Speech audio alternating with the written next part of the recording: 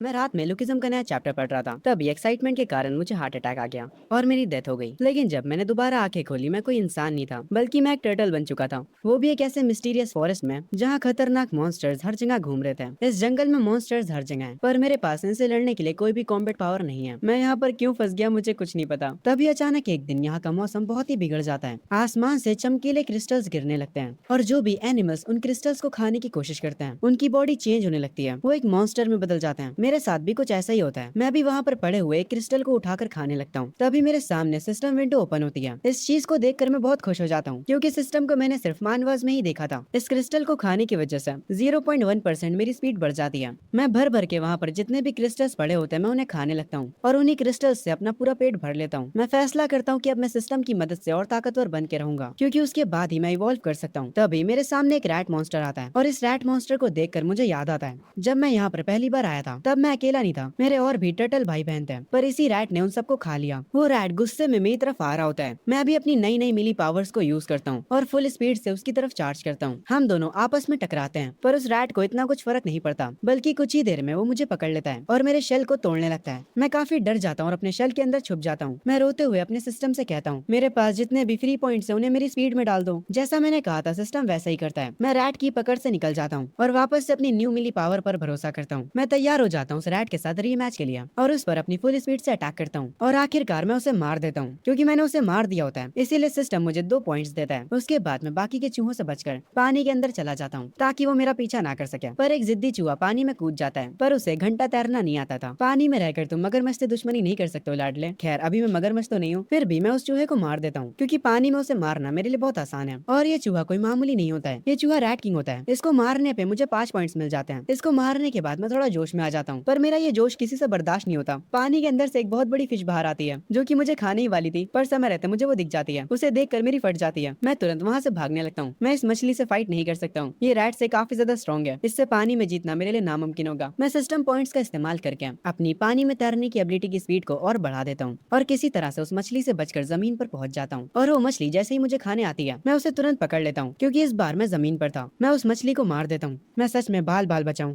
मानो या ना मानो, मैं ताकतवर हो चुका हूँ। इस मछली को मारने के बाद सिस्टम का नोटिफिकेशन आता है, मुझे कुछ पॉइंट्स मिलते हैं और मेरे जो स्टेट्स होते हैं वो मैक्स हो चुके होते हैं। सिस्टम मुझे बताता है कि अब मैं इवॉल्व कर सकता हूँ। मैं उन ऑप्शंस को चेक करता हूँ जिनमें मैं इवॉल्व कर सकता हूँ। उन ऑप्शंस में से मुझे एक ऑप्शन पसंद आता है, ब्लैक शुआन टर्टल, जो कि काफी स्ट्रॉन्ग भी है और उसका डिफेंस भी काफी अच्छा है। मैं उसी को चूज कर लेता हूँ। उसके तुरंत बाद एक जादू होता है और मैं अपने नए रूप में इवॉल्व हो जाता हूँ। इस फॉर्म में इवॉल्व होने के बाद मुझे जो स्किल्स मिली होती हैं, उन स्किल्स का इस्तेमाल करके मैं और स्ट्रॉन्ग एनिमीज को हरा सकता हूँ। तभी यहाँ का मौसम दोबारा से खराब हो जाता है और ये पिछली बार से भी ज्यादा खराब था। शायद से ये जो बारिश अब होने वाली है वो पहली वाली से भी ज्यादा खतरनाक होगी। मुझे और पावर चाहिए। जहाँ पर बारिश होने वाली थी, मैं उस डायरेक्शन में भागने लगता हूँ। तभी सीन शिफ्ट होता है ह्यूमंस के ऊपर। एक ओल्ड मैन हमें समझाते हैं कि ये जो बारिश हो रही है, इसकी वजह से उनकी मामूली दुनिया एक मॉन्स्टर्स की दुनिया से कनेक्ट हो चुकी है और हर कोई अपनी पावर्स को अवेक कर रहा है। और इसके इफेक्ट से जो मॉन्स्टर्स पैदा हो रहे हैं वो बहुत ही ज्यादा स्ट्रॉन्ग हैं। वो हमारे शहरों को तबाह करे जा रहे हैं। मुझे नहीं पता कि ह्यूमैनिटी कब तक इन मॉन्स्टर्स के आगे टिक पाएगी। तभी इस ओल्ड मैन के पास एक बंदा आता और कहता है, कमांडर, जो सेफ जगह हम बिल्ड कर रहे हैं वो ऑलमोस्ट रेडी होने वाली है। उसके रेडी होते ही हम सारे सिटीजन्स को वहाँ पर मूव कर देंगे। ओल्ड मैन कहता है, हमें अपने लोगों की सुरक्षा करनी होगी। तभी एक और पर्सन हैरानी में खड़ा होता और कहता है, कमांडर, एक दिक्कत हो गई है। जिस जंगल पर हम नजर रखे हुए थे, वहाँ पर एक ब्लैक पाइथन किसी और क्रिएचर से लड़ रहा है और वो जो भी क्रिएचर से लड़ रहा है वो क्रिएचर पाइथन से ज्यादा खतरनाक है। ये सब लोग हमारे एमसी को स्क्रीन पर देख रहे होते हैं। सीन शिफ्ट होता है वापस से मेरे ऊपर। मैं उस पाइथन को जख्मी तो कर देता हूँ, पर इस फाइट की वजह से मैं भी इंजर्ड हो चुका होता हूँ। ये सांप सच में स्ट्रॉन्ग है। मैंने अच्छी खासी एनर्जी का यूज कर लिया है, तब भी मैं अभी तक इसे हरा नहीं पाया हूँ। तभी वो सांप मुझे चारों तरफ से जकड़ लेता है। अगर मैंने अपनी पूरी ताकत नहीं लगाई तो ये सांप मुझे मार डालेगा, पर फिर भी किसी तरह उससे बचते हुए मैं उसे मार देता हूँ। इसे मारते ही मुझे 450 फ्री पॉइंट्स मिल जाते हैं। अगर मैं अपनी पूरी पावर का इस्तेमाल ना करता तो मैं अब तक मर चुका होता। किस्मत की वजह से आज मैं जीत गया। मैं जितना ज्यादा इस जंगल की गहराई में जा रहा हूँ, मुझे उतने ही ज्यादा ताकतवर मॉन्स्टर्स मिल रहे हैं। मुझे कुछ भी करके उनसे भी ज्यादा ताकतवर होना पड़ेगा। मेरे पास जितने भी फ्री पॉइंट्स होते हैं मैं उन्हें अपनी पावर में ऐड कर देता हूँ। तभी मैं देखता हूँ मेरे ऊपर एक हेलीकॉप्टर होता है। मतलब इंसान अभी भी इस दुनिया में है, पर ये लोग मुझे पहचानने नहीं वाले। इनके लिए तो मैं एक मॉन्स्टर हूँ और इनके पास वेपन्स भी हैं। मैं उन्हें देखते ही तुरंत छुपने के लिए चला जाता हूँ और जाकर झाड़ियों में छुप जाता हूँ। जिस सांप को मैंने मारा, ये लोग उसकी बॉडी के पास उतरते हैं। वो लोग उस सांप की बॉडी को एनालाइज करने लगते हैं और सब टेस्ट करने के बाद उन्हें पता चलता है ये स्नेक असल में लेवल 3 का बीस्ट मॉन्स्टर था। उसके बाद ये लोग एक डिवाइस की मदद से कमांडर को रिपोर्ट करते हैं कि ये मॉन्स्टर एक लेवल 3 का बीस्ट था, जिसे देखकर वो कमांडर शॉक हो जाता है। वो बताता है, पावर के मामले में इंसानियत अभी तक सिर्फ लेवल 2 तक पहुंच पाई है। इस लेवल 3 के सांप की जो बॉडी है ये बहुत ही ज्यादा कीमती है। इस बॉडी को उठा लो और इसे रिसर्च लैब में दे दो। और हाँ, इसकी बॉडी उठाते समय थोड़ा ध्यान रखना, जिस मॉन्स्टर ने इसे मारा है वो इससे भी ज्यादा स्ट्रॉन्ग होगा और वो कहीं आसपास में ही होगा। उसके बाद कमांडर वैनिश हो जाते हैं। दो सोल्जर्स आपस में बात कर रहे होते हैं और कह रहे होते हैं, मुझे पता चला कि हमारे मास्टर जैंग लेवल 3 के किंग से बात करने की कोशिश कर रहे हैं। क्या वो लेवल 3 का इंसान हमारी मदद करेगा? पर दूसरा वाला सोल्जर कहता है, नहीं, मुझे नहीं लगता। मुझे लगता है कि इंसानियत इन मॉन्स्टर्स के आगे हार जाएगी। मैं इन लोगों की सारी बातों को सुन रहा होता हूँ जब ये लोग उस सांप की बॉडी को ले जा रहे होते हैं। ये दुनिया काफी तेजी से बदल रही है। मुझे जिंदा रहने के लिए और ज्यादा ताकतवर बनना होगा। तभी गलती से मेरा पैर एक लकड़ी पर पड़ जाता है, जिसकी वजह से उन सोल्जर्स को आवाज आ जाती है। वो लोग तुरंत अपनी गन तान लेते हैं और मेरी तरफ आने लगते हैं। पर तभी यहाँ पर एक वुल्फ मॉन्स्टर आ जाता है, जिसे देखकर वहाँ के इंसान सारे भागने लगते हैं। और ये वुल्फ अकेला नहीं होता, बल्कि यहाँ पर इनकी पूरी गैंग आ चुकी होती है। इंसानों से जितना हो सकता है वो उन्हें गोलियों से मारने की कोशिश करते हैं और चुपचाप अपने टैंक में वापस चले जाते हैं और यहाँ से निकलने लगते हैं। मैं अपनी झाड़ियों से बाहर निकलता हूँ। एक तो ये इंसान चले गए और मेरे लिए इन मॉन्स्टर्स को छोड़ गए। मुझे देखते ही वो वुल्फ तुरंत मुझ पर अटैक करने आते हैं। असल में ये वुल्फ साथ में काम करते हैं और ये लोग बार बार मेरी चोट पर ही वार कर रहे हैं। अगर ये फाइट ज्यादा देर तक चली तो मेरे जीतने के चांसेस कम होते जाएंगे। मैं अपने रैम्पेज मोड को ऑन करता हूँ और अपनी फुल पावर यूज करने के लिए तैयार हो जाता हूँ और उन सारे भेड़ियों पर अटैक करने लगता हूँ। इन भेड़ियों का जो किंग होता है मैं डायरेक्ट उस पर अटैक करता हूँ और उसे मार भी देता हूँ, जिसे देखकर सारे भेड़िए यहाँ से भाग जाते हैं। वुल्फ किंग को मारने की वजह से मुझे 380 पॉइंट्स मिलते हैं। ये देखकर मैं खुश होता हूँ, पर पूरे दिन मेहनत करने के बाद मैं बहुत ही ज्यादा भूखा हो जाता हूँ और इस भूख के कारण मैं वुल्फ किंग को ही खा जाता हूँ और इसको खाते ही मुझे 120 पॉइंट्स एक्स्ट्रा मिल जाते हैं। ये देखकर मैं समझ जाता हूँ मैं जितना ज्यादा स्ट्रॉन्ग मॉन्स्टर्स को खाऊंगा मुझे उसके भी पॉइंट्स मिलेंगे। मेरे पास अच्छे खासे पॉइंट्स हो चुके होते हैं। ये देखकर मैं काफी ज्यादा जोश में आ जाता हूँ। चलो चलो, अब किसको लड़ना है, मेरे से आ जाओ। मैं नहीं डरता किसी से।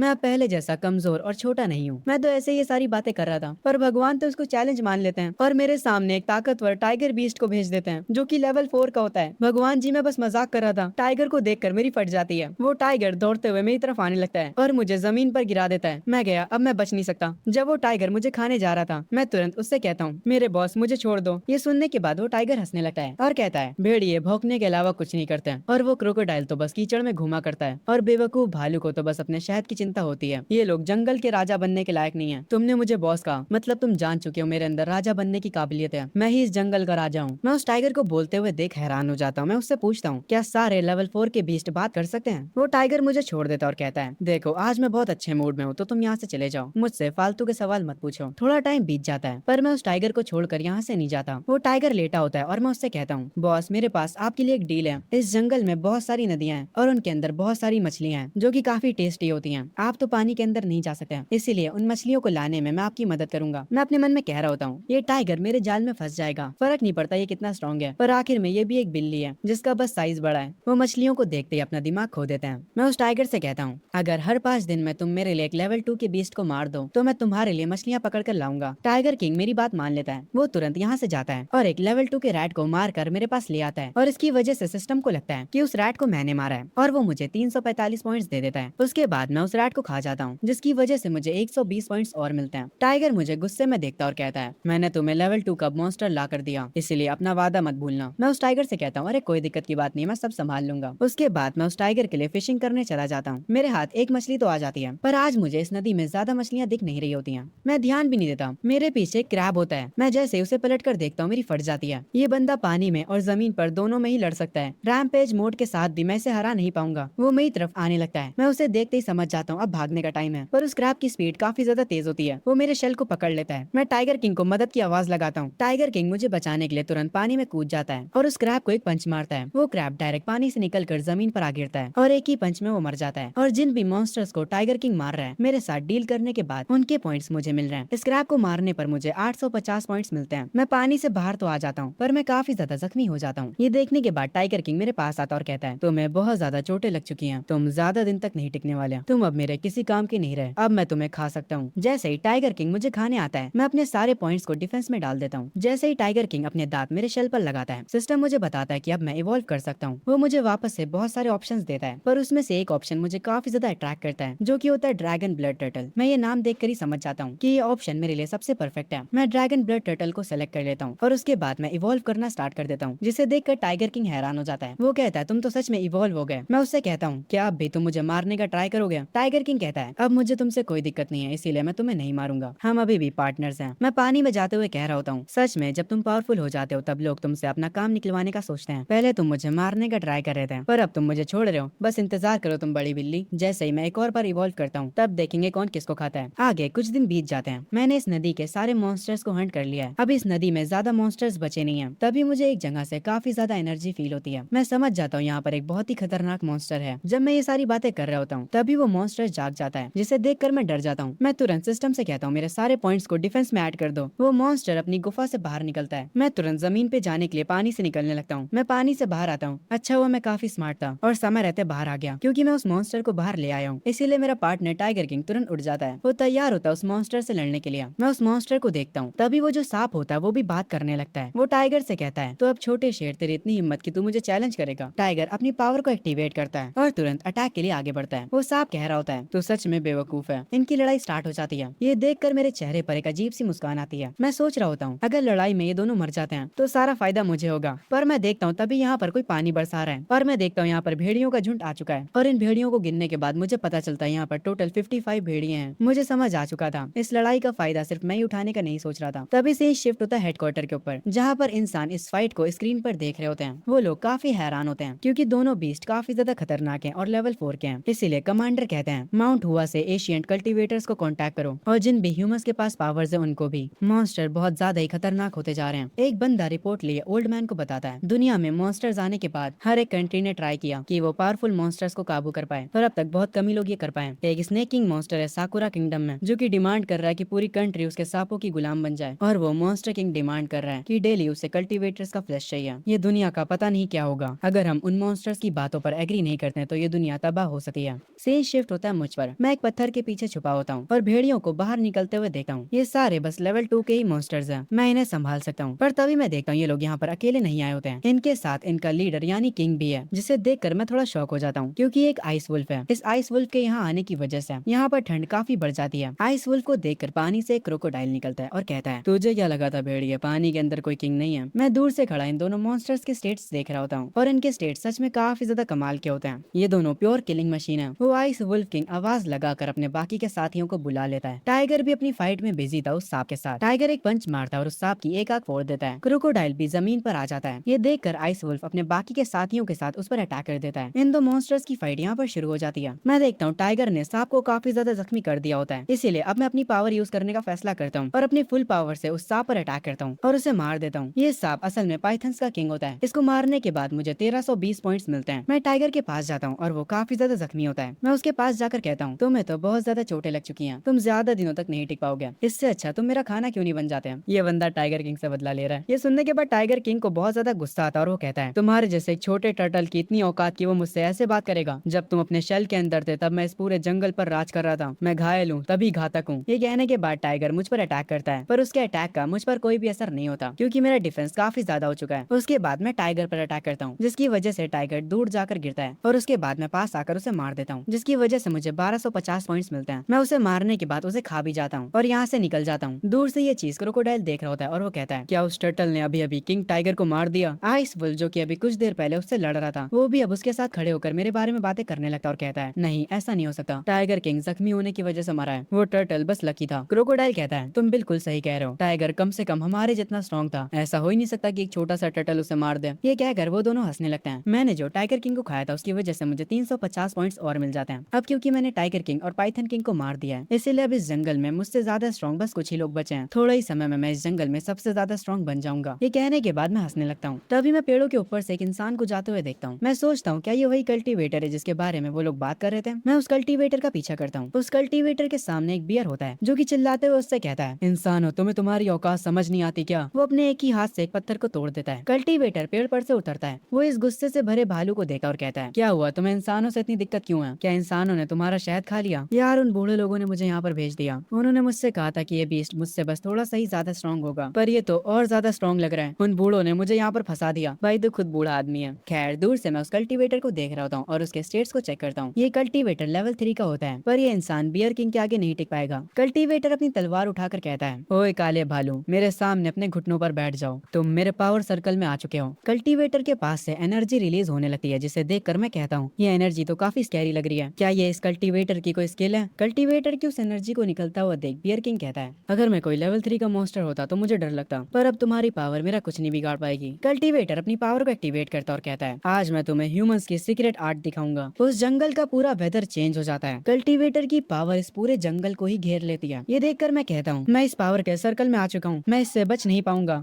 ये खतरनाक पावर देखकर बियर किंग कहता है, रुको, इंसान चाहते हैं कि हम उनकी मदद करें, है ना, ताकि हम उनके लिए दूसरे मॉन्स्टर से लड़ सके, है ना। कल्टीवेटर अपनी पावर को बंद करते हुए कहता है, इंसानों के लिए सेफ जगह बन चुकी है और हमने उन्हें वहाँ पर मूव कर दिया है। अगर हम बिना लड़े इस मैटर को सॉल्व कर पाते हैं तो ये ग्रेट होगा, और अगर तुम मेरी बात नहीं मानते हो तो ये बुरा होगा। बियर किंग कहता है, ठीक है, मैं तुम्हारी बात मान लेता हूँ। तुम्हारी इस एनर्जी से मुझे चोट तो पहुंची थी, पर मैं तुम्हें बता दूं, इस जंगल में मेरे जैसे 4 और बीस्ट हैं जो कि मेरी तरह ही ताकतवर हैं। अगर उन्हें गुस्सा आ गया तो ना तो तुम लड़ पाओगे और ना ही यहाँ से भाग पाओगे। ये सुनने के बाद कल्टीवेटर को गुस्सा आता और वो कहता है, तुमने क्या कहा? मैं लड़ भी नहीं पाऊंगा और भाग भी नहीं पाऊंगा? अगर तुम मुझे खा सकते हो तो मुझे खा कर दिखाओ। ये सुनने के बाद बियर किंग उसकी तरफ बढ़ता और कहता है, अब तुम खुद से मुझे दावत का इन्विटेशन दे रहे हो, इसीलिए मुझ पर इल्जाम मत लगाना। ये सब देखकर मैं दूर से कह रहा होता हूँ, अगर बियर किंग कल्टीवेटर को मार देता है तो कल्टीवेटर मरने से पहले अपनी पूरी पावर को रिलीज कर देगा। मुझे कुछ भी करके कल्टीवेटर को बचाना होगा। मैं अपनी फुल पावर को एक्टिवेट करता हूँ और लड़ने के लिए तैयार हो जाता हूँ। पर तभी मैं देखता हूँ कि बियर काफी अच्छे मूड में होता है और वो कहता है, इंसान, अगर मैं तुम्हारे साथ चलूं तो क्या तुम मुझे खाने के लिए शहद दोगे? ये देखकर मैं हैरानी से गिर जाता हूँ। कल्टीवेटर कहता है, तुम्हें शहद चाहिए? बियर कहता है, हाँ, मुझे शहद चाहिए, वो भी बहुत मीठा, मुझे वो काफी ज्यादा पसंद है। कल्टीवेटर कहता है, ठीक है, फिर हमारी डील रही, तुम हमारी मदद करोगे बाकी की बीस्ट को मारने में और हम तुम्हें उसके बदले उतना शहद देंगे जितना तुम्हें चाहिए। ये सुनने के बाद बियर कल्टीवेटर के साथ जाने लगता है। मैं ये सब देखकर काफी हैरान रह जाता हूँ, पर फिर मुझे ये समझ आ जाता है कि ये तो मेरे लिए ही अच्छा है। जितने कम यहाँ पर ताकतवर बीस्ट होंगे उतना ही मेरे लिए अच्छा है। पर मैं सच में इनके बीच की लड़ाई के बारे में सोचकर डर गया था। सच में ऐसे कल्टीवेटर्स ही लेवल 4 के बीस्ट को डरा सकते हैं, पर जैसे ही कोई बीस्ट लेवल 5 का हो जाता है तब इंसान उसका कुछ नहीं बिगाड़ सकते हैं। मुझे इवॉल्व करते रहना होगा, स्ट्रॉन्ग बनकर ही मैं सर्वाइव कर सकता हूँ। एक सेकंड रुको, अगर वो बियर किंग यहाँ से चला गया है तो उसकी टेरिटरी में अभी कोई नहीं होगा। मैं वहाँ पर जाकर कब्जा कर सकता हूँ। कुछ दिनों तक लगातार मैं हंटिंग करते रहता हूँ और मॉन्स्टर्स को मारकर पॉइंट्स लेता रहता हूँ। उन्हें मारने के बाद मैं उन्हें खा भी रहा होता हूँ ताकि मुझे एक्स्ट्रा पॉइंट्स मिल सके।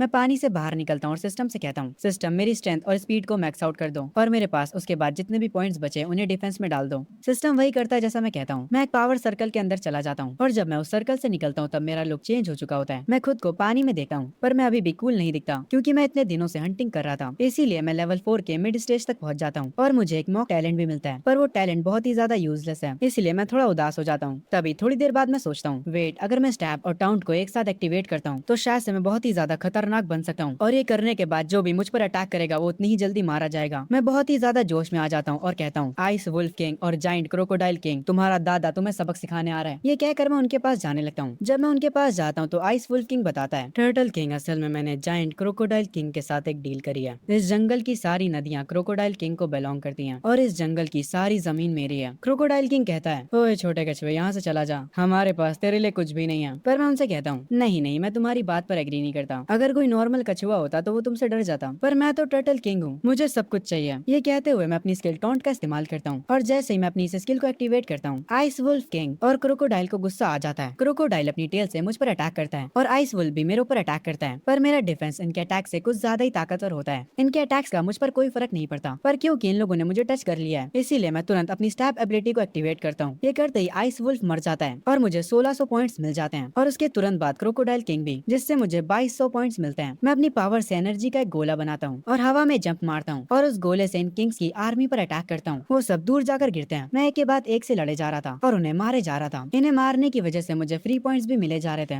इसीलिए इनकी आर्मी में जितने भी मॉन्स्टर्स होते हैं मैं उन सबको इजिली मार देता हूँ। इन सबको खत्म करने के बाद मुझे काफी सारे पॉइंट्स मिल जाते हैं। सीन शिफ्ट होता है इंसानों के हेडक्वार्टर्स पर। वो लोग इस फाइट पर नजर रख रहे होते हैं। वो लोग फैसला नहीं कर पा रहे होते कि मेरा जन्म इस कंट्री के लिए ब्लेसिंग है या फिर कर्स। एक चश्मे वाला आदमी कहता है, ये जंगल, इस जंगल का नाम तो इमॉर्टल रिज है। ये तो वो एरिया है जो कि नॉर्थ वेस्ट फोर्ट्रेस मॉनिटर करता है। वो कल्टीवेटर जिसे हमने भेजा था वो माउंट हुआ से है। उसने रिसेंटली लेवल 4 के ब्लैक बियर को अपने जाल में फंसा लिया और अब वो बियर नॉर्थ वेस्ट को गार्ड कर रहा है। इसीलिए पावर के मामले में नॉर्थ वेस्ट फोर्ट्रेस रॉक की तरह सॉलिड हो चुका है। एक आर्मी वाला कमांडर कहता है, सर आपने बिल्कुल सही कहा, सेफ्टी के मामले में नॉर्थ वेस्ट फोर्ट्रेस नंबर 1 पर आता है। एक दूसरा बंदा कहता है, साउथर्न फोर्ट्रेस के पास लेवल 3 का कल्टीवेटर है और उनके पास मिड लेवल 4 का एक मॉन्स्टर किंग है। ईस्टर्न और नॉर्थर्न फोर्ट्रेस समंदर के किनारे पड़ते हैं, इसीलिए उन दोनों को मॉन्स्टर से खतरा है, इसीलिए वो हर टाइम प्रेशर में रहते हैं। ब्लू कपड़ों वाला चश्मिश बंदा कहता है, जो बूढ़ा आदमी पहले उस फॉरेस्ट में गया था उसे वहाँ दोबारा भेजो ताकि वो इस नए टर्टल किंग से बात कर सके। उसके बाद वो लोग एक माइक का यूज करते हैं ताकि वो उस बूढ़े आदमी को वीडियो कॉल कर सके। पर जैसे ही वो बूढ़ा आदमी सामने आता है वो कहता है, भाड़ में जाओ हो तुम लोगों ने क्या मुझे कोई दुकान समझ लिया है? जो तुम्हें चाहिए वो मैं ला कर दूं?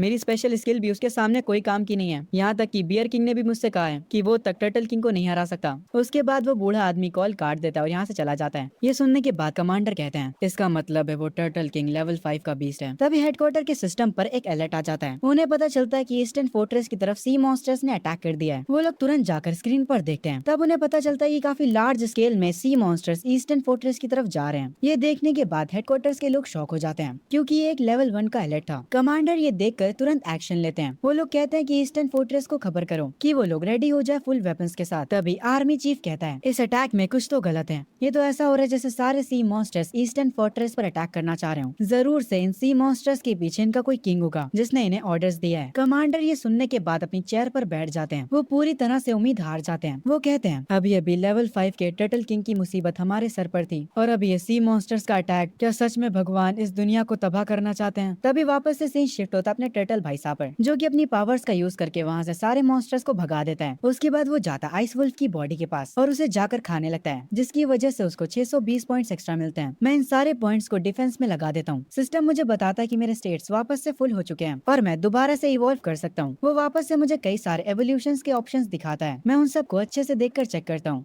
और ये ऑप्शंस पहले वाले से काफी बेटर होते हैं, जिन्हें देखकर मैं खुद भी हैरान होता हूँ। मैं अच्छे से सोचता हूँ कि मुझे किस में इवॉल्व होना चाहिए। मैं दो ऑप्शंस में कंफ्यूज होता हूँ। उनमें से एक ऑप्शन की स्पीड और स्ट्रेंथ बेकार होती है पर उसका डिफेंस बहुत बढ़िया होता है। पर मुझे स्पीड और स्ट्रेंथ का बहुत काम है, इसीलिए मैं सुप्रीम ड्रैगन टर्टल बनना चुनता हूँ। कुछ ही देर में सिस्टम मुझे इवॉल्व कर देता है और मैं बन जाता हूँ सुप्रीम ड्रैगन टर्टल। इस एवोल्यूशन के बाद मैं लेवल 5 का मॉन्स्टर बन जाता हूँ, पर मुझे कोई नया टैलेंट नहीं मिलता। पर मुझे एक चीज रिवॉर्ड में मिलती है जिसका नाम होता है अल्टीमेट एवोल्यूशन। मुझे अभी तो समझ नहीं आता कि ये चीज क्या है। खैर, इसके बाद मैं डिसाइड करता हूँ अब टाइम आ चुका है इंसानों से मिलने का। मैं इस जंगल को बाय बोलता हूँ और इंसानों से मिलने के लिए निकल पड़ता हूँ। सीन शिफ्ट होता है कुछ दिनों बाद। हम एक बहुत बड़ी सी वॉल को देखते हैं। जैसी अटैक ऑन टाइटंस में थी, इंसानों को मॉन्स्टर से बचाने के लिए काफी सारे सोल्जर्स वेपन्स को लेकर उस वॉल के ऊपर खड़े होते हैं। तभी यहाँ से हमें बहुत दूर से टर्टल किंग दिखाई देता है। टर्टल किंग को आर्मी चीफ स्पॉट कर लेता है। उसके साथ ही कह रहे होते हैं सर क्या हमें हमला करना चाहिए? टर्टल किंग को देखकर सबकी फटी होती है। सारे सोल्जर्स एक दूसरे को सिचुएशन के बारे में बता रहे होते हैं। वो लोग आर्मी चीफ से परमिशन मांग रहे होते हैं मिसाइल फायर करने के लिए। तभी यहाँ पर वही बूढ़ा कल्टीवेटर आता है और हम देखते हैं यहाँ पर बियर किंग भी बैठा होता है। बूढ़ा कल्टीवेटर आकर उससे बात करता है और कहता है मेरे बड़े भाई तुम उस टर्टल से लड़ तो लोगे है ना? बियर कहता है अरे 19-1 हो जाएगा। 19-1 सुनकर बूढ़ा आदमी खुश हो जाता है और कहता है मतलब तुम बस 19 अटैक में उसे हरा सकते हो? रुको मैं अभी ये बात सबको बता देता हूँ। तभी बियर किंग कहता है मेरे कहने का मतलब था कि उसके एक अटैक से मेरे 19 टुकड़े हो जाएंगे। जो सुनने के बाद उस कल्टीवेटर की फट जाती है। वो तुरंत जमीन पर गिर जाता है। इस मूवमेंट में मैं अभी वॉल्स के पास आ चुका होता हूँ। आर्मी चीफ मुझसे बात करने के लिए नीचे आने वाला होता है। उसे उसके लोग रोक रहे होते हैं पर वो उनकी बात नहीं मानता। वो कहता है अगर टर्टल किंग को समझाने के लिए मेरी जान ही क्यों ना चली जाए, मैं ये करूंगा अपनी कंट्री के लिए। ये कहने के बाद आर्मी चीफ नीचे जाने लगता है। वो बड़ा सा गेट खुलता है। आर्मी चीफ उससे बाहर निकलता है कुछ सोल्जर्स के साथ। मैं उन्हें देखकर कहता हूँ अगर इन्होंने एक साथ भी मुझ पर अटैक किया तब भी मुझे थोड़ा सा भी फर्क नहीं पड़ने वाला। मैं उनके सामने एक शेर जैसी दहाड़ मारता हूँ। वहाँ पर पूरा धुआं धुआं हो जाता है। सारे सोल्जर्स मेरे आगे झुक जाते हैं। आर्मी चीफ कहता है हमारे सारे कल्टीवेटर्स इस फोर्ट्रेस में हैं। टर्टल किंग आप उन्हें खा सकते हैं, बस आम इंसानों को छोड़ दीजिएगा। मैं ये सुनने के बाद हैरान होता हूँ आखिर ये बंदा क्या बातें कर रहा है। मैं अपने साइज को छोटा करता हूँ। तभी यहाँ पर बियर किंग आ जाता है। वो मेरे सामने हाथ जोड़ता और कहता है टर्टल किंग आप उसी जंगल से बिलोंग करते हो जहाँ से मैं हूँ। हम एक दूसरे के पड़ोसी हुए, प्लीज इंसानों को छोड़ दो। मुझे कुछ समझ नहीं आ रहा होता आखिर ये लोग मुझसे कह क्या रहे हैं। मैं बियर किंग से कहता हूँ मुझे बस ईस्टर्न फोर्ट्रेस का रास्ता चाहिए, भग जाओ यार यहाँ से, तुम पता नहीं क्या बातें कर रहे हो। ये कहकर मैं बियर किंग को दूर फेंक देता हूँ। वो डायरेक्ट जाकर वॉल से लड़ पड़ता है। वो वॉल के अंदर चिपक जाता है। मेरी पावर को देखकर यहाँ के सारे इंसान डर जाते हैं। उनका एक सोल्जर कहता है भले ये टर्टल किंग क्यों ना हो, हम इस फोर्ट्रेस के अंदर के इंसानों को मरने नहीं दे सके, भले ही हमें इससे फाइट क्यों ना करनी पड़े।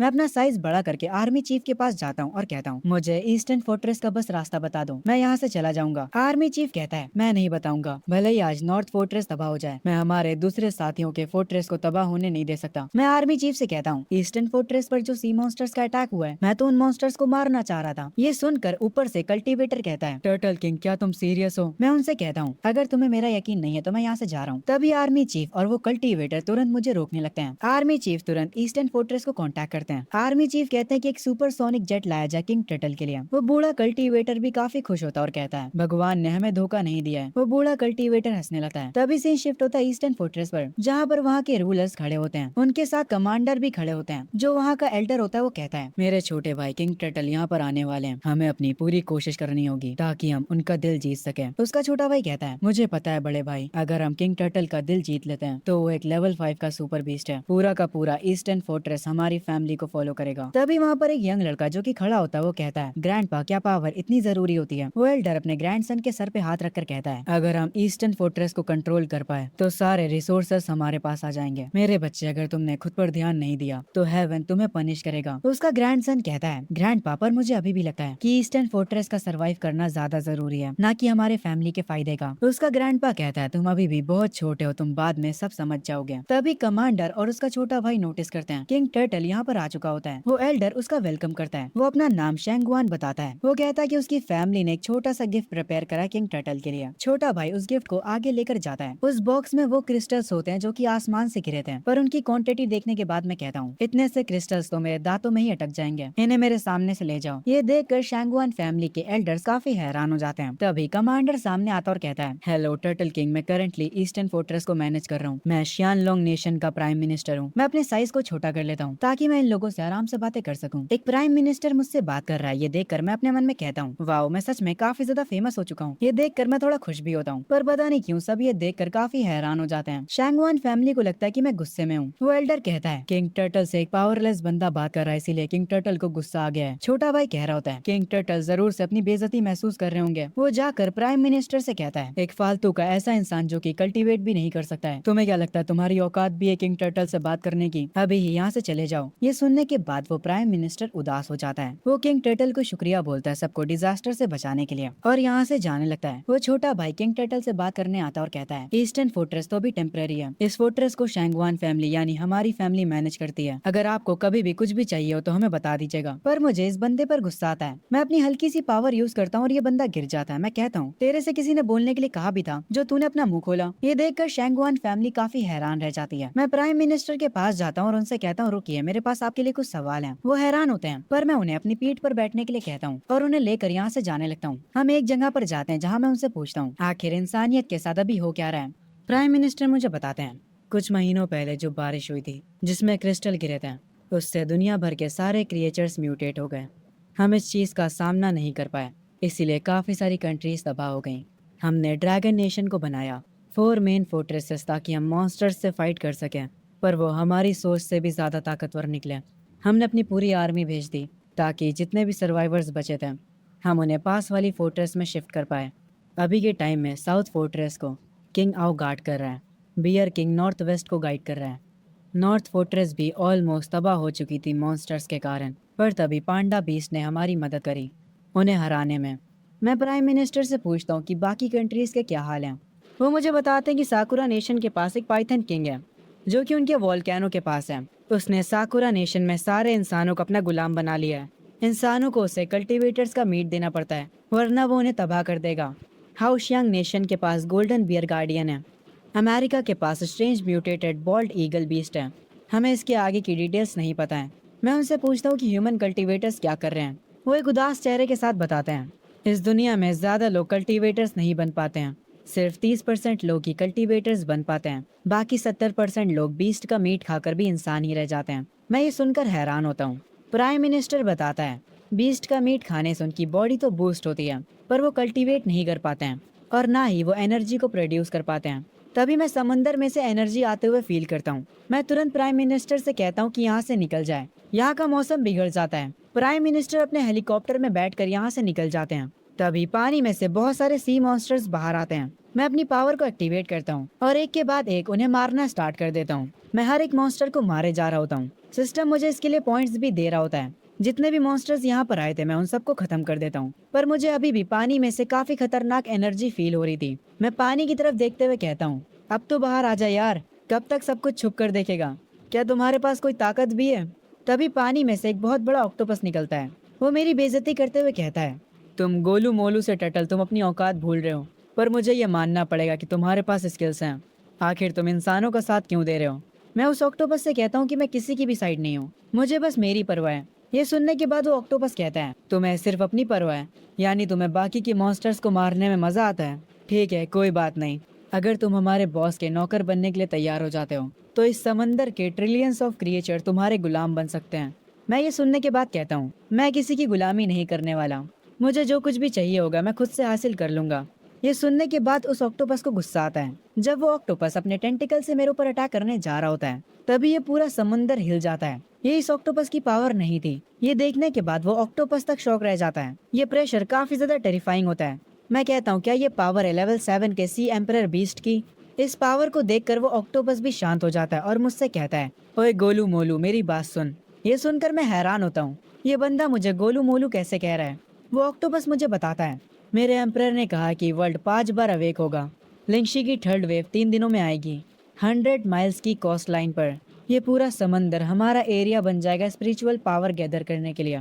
ये सुनने के बाद मैं कहता हूँ, मेरे होते ही तुम लोग कभी नहीं कर पाओगे। वो ऑक्टोपस मुझसे कहता है, मेरे एम्परर को पता था कि तुम एग्री नहीं करने वाले, तो इसीलिए वो तुम्हारे साथ एक गेम खेलना चाह रहे हैं।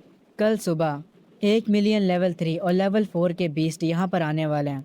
अगर कल तुम उन सबको मार देते हो तो हम लोग ईस्टर्न फोर्ट्रेस को बख्श देंगे, और अगर तुम ये नहीं कर पाते हो तो ये पूरा समंदर हमारा होगा। तब तुम्हें पता चलेगा कि तुम कितने बेवकूफ़ हो। ये कहकर वो ऑक्टोपस यहाँ से चला जाता है। कुछ देर बाद अपने हेलीकॉप्टर से प्राइम मिनिस्टर यहाँ पर वापस आ जाते हैं। वो तुरंत भागते हुए मेरे पास आते हैं। मैं प्राइम मिनिस्टर से कहता हूँ, मैं आपके साथ एक डील करना चाहता हूँ। मैंने जितने भी सी मॉन्स्टर्स को भी मारा है, मैं उन्हें अकेला नहीं खा सकता, तो आप इनका मीट ले जा सकते हैं। आप ये मीट इंसानों को दे सकते हैं। मैं उम्मीद करता हूँ कि कुछ इंसान कल्टीवेटर्स बन पाए। ये सुनने के बाद प्राइम मिनिस्टर्स की आंखों में एक चमक आ जाती है। वो बहुत ही ज्यादा खुश हो जाते हैं। मैं उनसे कहता हूँ, इस मीट के बदले मुझे स्पिरिचुअल पावर चाहिए। वो प्राइम मिनिस्टर में इस बात को तुरंत मान लेते हैं और कहते हैं, ठीक है, मैं अभी स्पिरिचुअल पावर को अरेंज करता हूँ आपके लिए। वो अपने वर्कर्स को बुलाते हैं सी मॉन्स्टर्स की बॉडी को ले जाने के लिए। थोड़ी देर बाद वो आते हैं एक बॉक्स के साथ। जब वो उस बॉक्स को खोलते हैं तो उस बॉक्स के अंदर स्पिरिचुअल पावर होती है। जो मॉन्स्टर्स का मीट मैंने उन्हें दिया है उसकी कीमत होती है 2 लाख स्पिरिचुअल पावर। वो मुझे ये स्पिरिचुअल पावर दे देते हैं। मैं तुरंत उस स्पिरिचुअल पावर को कंज्यूम करने लगता हूँ। इस स्पिरिचुअल पावर को यूज करने के बदले सिस्टम मुझे रिवॉर्ड भी देता है। वो मुझे 1.5 लाख पॉइंट्स देता है। मैं उन सारे पॉइंट्स को डिफेंस में डाल देता हूँ और ये करते ही मुझे पावर अप मिल जाता है। थोड़ी देर बाद मुझे प्राइम मिनिस्टर कॉल करते हैं और कहते हैं, किंग टर्टल क्या कल सुबह के लिए आपको सपोर्ट चाहिए। मैं उनसे मना कर देता हूँ और कहता हूँ, आपको बस 2 चीजें करनी है। पहला, इस जगह को पूरा खाली कर दीजिए। दूसरा, तैयार हो जाइए। मैं कल आप लोगों को और भी ज्यादा मॉन्स्टर का मीट देने वाला हूँ। कल सुबह एक बहुत ही टफ फाइट होने वाली है। उस ऑक्टोपस की औकात कैसे हुई मुझे गोलू मोलू बोलने की। मैं उसे छोड़ूंगा नहीं। तभी यहाँ पर शाम से रात हो जाती है और मिलियंस ऑफ बीस्ट यहाँ पर आने लगते हैं। मैं भी अपनी फुल पावर के साथ तैयार होता हूँ। मैं अपनी टाउन स्किल को एक्टिवेट करता हूँ। तभी से शिफ्ट होता है। हम उस ऑक्टोपस को देखते हैं जो कि समुंदर के अंदर एक ब्लैक टर्टल से बातें कर रहा होता है। वो ब्लैक टर्टल कहता है, एम्परर बीस्ट ने इस बार सच में हमें ऑर्डर दिया है। हम उस पर एक साथ अटैक करेंगे। हमें अपने अपोनेंट को मारना होगा। ऑक्टोपस कहता है, मैं उस टर्टल किंग से कल ही मिला था। हमें पहले ये देखना होगा कि उसके पास कौन कौन सी पावर्स हैं। ब्लैक टर्टल कहता है, इसीलिए तो हम उसके पास मिलियंस ऑफ सी मॉन्स्टर्स भेज रहे हैं ताकि हम उसकी मेन स्किल का पता लगा सकें। जब उसकी सारी स्किल्स खत्म हो जाएंगी तब वो मोमेंट होगा जब हम उस पर अटैक करेंगे। हम तुरंत उसे खत्म कर देंगे। हम देखते हैं ऊपर लैंड पर टर्टल किंग तैयार होता है सबसे फाइट करने के लिए। वो तुरंत एक के बाद एक सी मॉन्स्टर्स को मारने लगता है। उसके ऊपर काफी सारे बीस्ट एक साथ अटैक करते हैं, पर वो फिर भी उन पर भारी पड़ रहा होता है। ये फाइट हेडक्वार्टर में सारे लोग स्क्रीन पर देख रहे होते हैं। आर्मी चीफ कह रहा होता है, क्या turtle king millions of beast को हैंडल कर पाएगा। प्राइम मिनिस्टर कहते हैं, हमें उस पर भरोसा करना होगा और इस मौके का फायदा उठाना होगा। टॉप काउंसिल ने डिसाइड कर लिया है, इस बार टर्टल किंग जिन भी मॉन्स्टर्स को मारेगा उनकी बॉडी कल्टीवेटर्स ले जाएंगे। हम कुछ समय बाद का सीन देखते हैं। हमारे टर्टल किंग ने एक लंबी लड़ाई के बाद सारे मॉन्स्टर्स को हरा दिया होता है। ये चीज देखकर ऑक्टोपस पानी के अंदर से काफी गुस्सा होता है। वो गुस्से में कहता है, बस इंतजार करो, हम तुम्हें जल्द ही सबक सिखाएंगे। क्योंकि अब पानी से और सी बीस्ट बाहर नहीं आ रहे होते हैं, इसीलिए मैं प्राइम मिनिस्टर से कहता हूँ कि यहाँ से सारी बॉडीज उठवा लें। एक पर्सन मुझे देखकर डर जाता है। मैं उससे जबकि कहता भी हूँ कि मैं इंसानों को नहीं खाता हूँ। तभी हम देखते हैं कि यहाँ पर शैंगवान फैमिली का ग्रैंडसन आता है। वो मुझसे आकर पूछता है, किंग टर्टल क्या इंसान या सच में खतरे में? ये सुनने के बाद उसके ग्रैंडफादर हैरान हो जाते हैं और वो उसे चुप रहने के लिए कहते हैं। मैं उनके ग्रैंडसन के जवाब में कहता हूँ कि मुझे नहीं पता। उनका ग्रैंडसन काफी गुस्सा होता और कहता है, मुझे यकीन नहीं हो रहा। हम इंसानों ने आइस एजेस को सरवाइव करा, समुंदर की वेव्स को सरवाइव किया, यहाँ तक कि हमने वॉर्स को भी सरवाइव किया है। हम लोग हमेशा जिंदा बचे हैं। अगर खुद हेवंस भी हमें मिटाना चाहे तब भी मुझे यकीन है इंसान अपनी किस्मत खुद से लिख सकते हैं। ये सुनने के बाद उस लड़के के ग्रैंडफादर जमीन पर अपना सर रख देते हैं और माफी मांगने लगते हैं और कहते हैं, टर्टल किंग प्लीज इसकी बातों का बुरा मत मानिएगा, ये बस एक बच्चा है, इसे दुनिया की समझ नहीं है। पर मुझे उस लड़के की बात का बुरा नहीं लगा होता। मैं तो बल्कि उस लड़के से कहता हूँ कि वो मेरे साथ चले। मैं उस लड़के को बताता हूँ कि मैं ईस्टर्न फोर्ट्रेस की तरफ जा रहा हूँ और वो मेरे साथ चल सकता है। ये सुनकर वो लड़का खुश हो जाता है और कहता है, ठीक है, मैं आपको रास्ता दिखाऊंगा। उसके बाद हम दोनों साथ में वहाँ से चले जाते हैं। क्योंकि मैंने उस लड़के पर गुस्सा नहीं करा होता, इसीलिए उसका ग्रैंडफादर काफी खुश हो जाता है। वो रोते हुए कह रहा होता है, ऐसा लगता है कि हमारी शैंगवान फैमिली सच में ब्लेसेड है। कुछ टाइम बाद मैं ईस्टर्न फोर्ट्रेस के बेस पर पहुंच जाता हूं और वहां जाकर कहता हूं, मुझे बाकी के 3 फोर्ट्रेसेस से भी बात करनी है, मुझे उन लोगों से कुछ अनाउंस करना है। ये सुनने के बाद प्राइम मिनिस्टर कहते हैं, टर्टल किंग, हमें नहीं लगता कि आप इस साइज के साथ बेस के अंदर जा पाएंगे। ये सुनने के बाद मैं कहता हूँ, इसकी टेंशन आप लोग मत लीजिए। और मैं तुरंत अपने साइज को छोटा कर लेता हूँ, जिसे देखकर वो लड़का काफी खुश हो जाता है। वो मेरे पास आता है और मुझे क्यूट बोलता है। पर ये सुनने के तुरंत बाद उसके ग्रैंडपा उसके सर पर मारते हैं। मैं कुछ भी नहीं कहता और उनसे कहता हूँ, चलो अंदर चलते हैं। अंदर एक टीम सारे फोर्ट्रेसेस के गार्डियन को वीडियो कॉल करती है। सब लोग वीडियो कॉल पर होते हैं और मैं उस लड़के के हाथ पर होता हूँ। बियर किंग कहता है, हम तो मीटिंग करने वाले थे ना, मेरा पुराना यार टर्टल किंग कहाँ पर है? वो लड़का मुझे उठाकर बियर किंग को दिखाता है। बियर किंग मुझे देखकर हैरान रह जाता है। वो कहता है, तुम्हारा ऑरा मेरे पुराने दोस्त जैसा है, कहीं तुम उसके बच्चे तो नहीं हो? ये सुनकर सब वहाँ पर हंसने लगते हैं। मैं इनकी बातों पर ध्यान नहीं देता हूँ और डायरेक्ट कहता हूँ, चलो अब काम की बात पर आते हैं। परसों लिंगशी की 3rd वेव आने वाली है। मुझे ड्रैगन कंट्री का हर एक कल्टीवेटर चाहिए उस फाइट में, और जितनी हो सके उतनी ज्यादा स्पिरिचुअल पावर को गैदर करो। ये सुनने के बाद प्राइम मिनिस्टर कहते हैं, अगर इंसान फोर्ट्रेस को छोड़ देते हैं तो ड्रैगन कंट्री में जितने भी बीस्ट हैं वो सारे फोर्ट्रेसेस पर अटैक कर देंगे। मैं उन 3 गार्डियंस की तरफ देखते हुए कहता हूँ, तुम तीनों सारे इंसानों को प्रोटेक्ट करोगे। इंसानों को हम 70% स्पिरिचुअल पावर देंगे। मैं 20% स्पिरिचुअल पावर लूंगा और बाकी के 10% में से तुम लोग ले लेना। इस बात पर वो तीनों गार्डियंस मान जाते हैं। ये देखने के बाद हेडक्वार्टर में सब लोग खुश हो जाते हैं और तालियां बजाने लगते हैं। प्राइम मिनिस्टर एक पर्सन से कहता है, ओरिजिनली इंसान स्पिरिचुअल पावर को अपने बेस के अंदर ही कलेक्ट कर सकता है, पर अगर लोग बेसेस को छोड़ पाए तो वो बहुत ज्यादा स्पिरिचुअल पावर गैदर कर सकते हैं। ये सुनने के बाद वो पर्सन कहता है, आपने बिल्कुल सही कहा और यही हमारा मौका होगा उन मॉन्स्टर से हमारा घर वापस लेने का। ये सुनने के बाद प्राइम मिनिस्टर कहते हैं, मैं अभी सबको ऑर्डर देता हूँ ताकि सारे कल्टीवेटर्स रेडी हो जाएं। टर्टल किंग उस लड़के के पास खड़ा होता है और कह रहा होता है, अगर हमें खुद से अपनी किस्मत लिखनी है तो इंसानों को इस एरा का पहला टॉर्च खुद से जलाना होगा। वो सफेद कपड़ों वाला लड़का मुझे देख रहा होता है। तभी से शिफ्ट होता है, मैं समंदर के पास आ चुका होता हूँ और अपनी स्किल के कूल डाउन होने का इंतजार कर रहा होता हूँ। सिर्फ 1 ही मिनट बचा है मेरी स्किल को कूल डाउन होने में। तभी भागते हुए वो लड़का और प्राइम मिनिस्टर साथ में आते हैं। वो लोग कह रहे होते हैं कि एक मुसीबत आ गई। वो मुझे परेशान चेहरे के साथ बताते हैं, टर्टल किंग, पांडा किंग बहुत ही ज्यादा घायल हो चुका है। लेवल 5 के सी बीस्ट ने उस पर अटैक करा है। साउथ फोर्ट्रेस प्रिपेयर करा ताकि वो शनोंग को एक्सपेंड कर सके। एक जाइंट एप सडनली माउंटेन से नीचे आ गया। उसने नीचे आते ही हमारे लायन किंग को आसानी से धूल चटा दी। वो तो उसके साथ ऐसे खेल रहा था जैसे लायन किंग कोई बच्चा हो। मैं प्राइम मिनिस्टर से पूछता हूँ, आखिर अभी की सिचुएशन क्या है? वो मुझे बताते कि नॉर्थ वेस्ट फोर्ट्रेस अभी सेफ है, क्योंकि अभी तक किसी भी लेवल 5 के जाइंट मॉन्स्टर ने वहां पर अटैक नहीं किया है। पर तब भी ये एक बड़ी प्रॉब्लम है। मैं प्राइम मिनिस्टर से कहता हूँ, सारे वेपन्स को तुरंत तैयार करवाइए। जो भी कल्टीवेटर्स लेवल 3 के हैं उन्हें नॉर्थ में भेज दीजिए सपोर्ट के लिए। ये सुनने के बाद प्राइम मिनिस्टर कहते हैं, अभी तक समुंदर से मॉन्स्टर्स नहीं आए। अगर अभी हमारी मेन फोर्स नॉर्थ की तरफ जाती है तो फिर सी मॉन्स्टर्स ईस्टर्न फोर्ट्रेस को तबाह कर देंगे।